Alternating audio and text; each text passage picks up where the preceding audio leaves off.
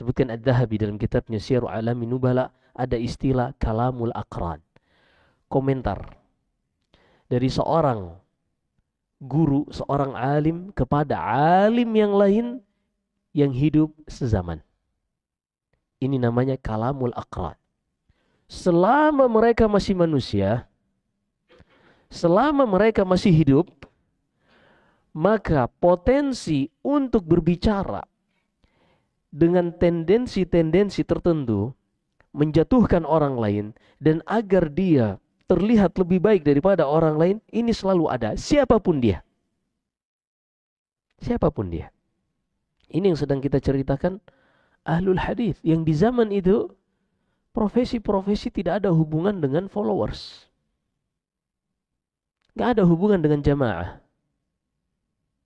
Zaman sekarang ini lebih sensitif.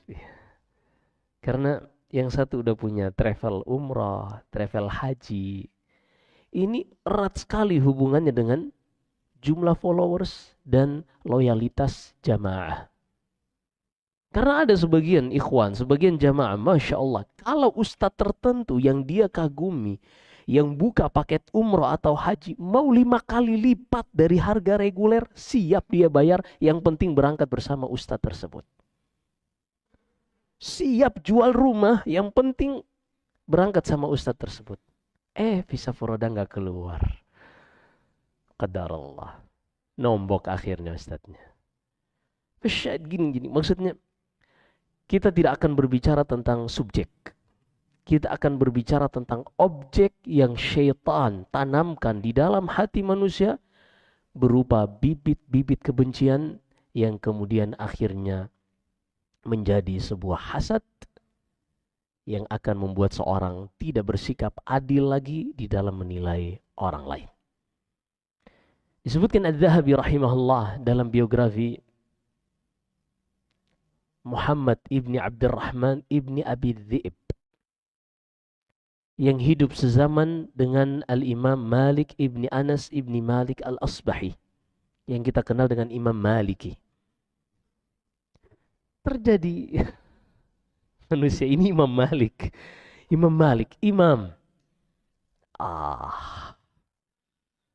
Cukuplah bagi kita kalau kita ingin mengetahui kadar Imam Malik. Al-Bukhari meriwayatkan sangat banyak hadis dari Imam Malik, tapi melalui perantara murid-murid Imam Malik seperti Abdullah bin Maslam Al-Qa'nabi, Abdullah bin Yusuf At-Tinnisi, Muhammad bin Salam Al-Bikandi, dan murid-murid Imam Malik yang lain. Imam Malik mengomentari Ibnu Abi Dhi'b. Entah kenapa dikomentari. Adz-Dzahabi tidak menceritakan. Ada cekcok di antara keduanya. Imam Malik pun mengatakan, mata yakunu hadzal ilm fis sammakin. Sejak kapan ilmu hadis ini dibawa oleh para nelayan? Karena Ibnu Abi Dhi'b nelayan. Padahal kan nggak ada konsekuensi. Emang kalau dia nelayan nggak bisa murojaah hadis? Justru ini orang yang sering mancing, dia tahu tuh sambil nunggu ikan bisa murojaah ya. Mana yang suka mancing, hobinya mancing? Ya wallahi, kalau orang mancing ini benar-benar bisa memanfaatkan waktu, ini mungkin mereka jadi hufad, jadi penghafal Al-Quran, penghafal hadis semua. Ya akhi, hari Ahad, hari Sabtu tuh dia ingin melakukan hobinya ini, izin ke istri, iya, bawa joran, duduk dari subuh, tidaklah dia pindah dari tempatnya, melainkan azan zuhur sudah berkumandang. 6 jam berarti kurang lebih. Ajib, 6 jam ente udah bisa hafal 5 halaman itu akhi. Kalau dipakai buat menghafal, tapi kan dipakai juga buat nyekrol short video juga. Kayaknya yang memperbanyak jumlah viewers itu para tukang pancing ini kayaknya. Akhirnya Ibnu Abi Dhi'b juga membalas. La yazalu ahlul madinati fi syarr madama Malik fihim. Penduduk Madinah itu tidak akan pernah mendapatkan kebaikan selama Malik ada di tengah-tengah mereka. Ini nggak bahas objek. Iya kan? Ini tidak membahas apa sih kesalahannya. Yang diserang apanya? Individunya, personalnya yang diserang.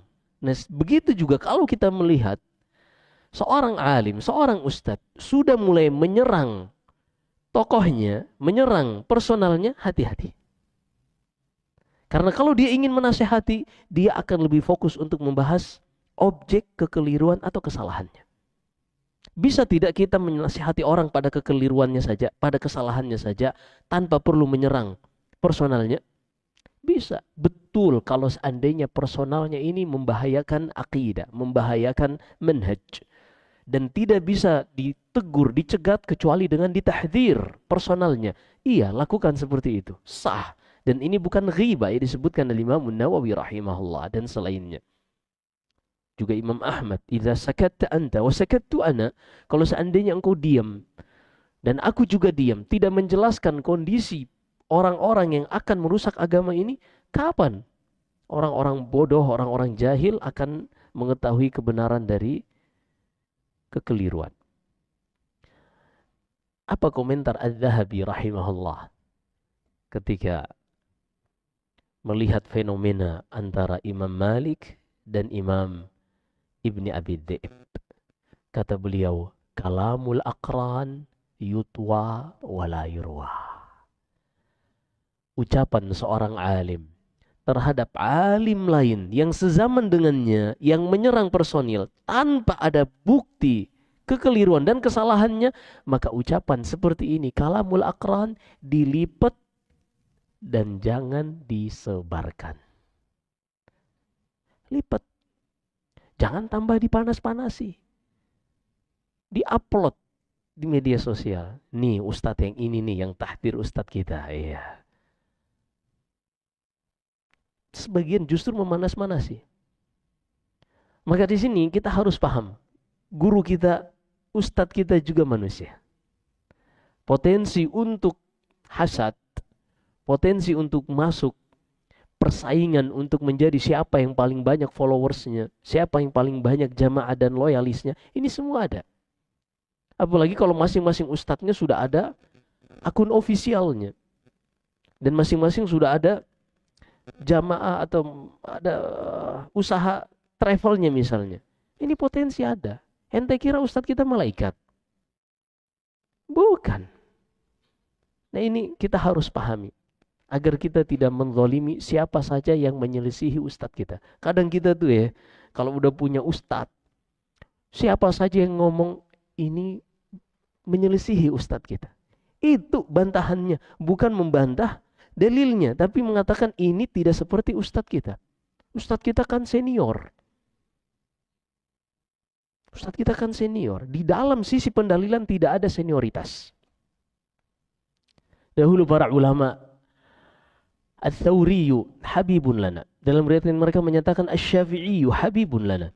Imam Ats-Tsauri, Imam Asy-Syafi'i, manusia yang sangat kami cintai. Wal haqqu habbu ilaina. Tapi kebenaran lebih kami cintai dari mereka.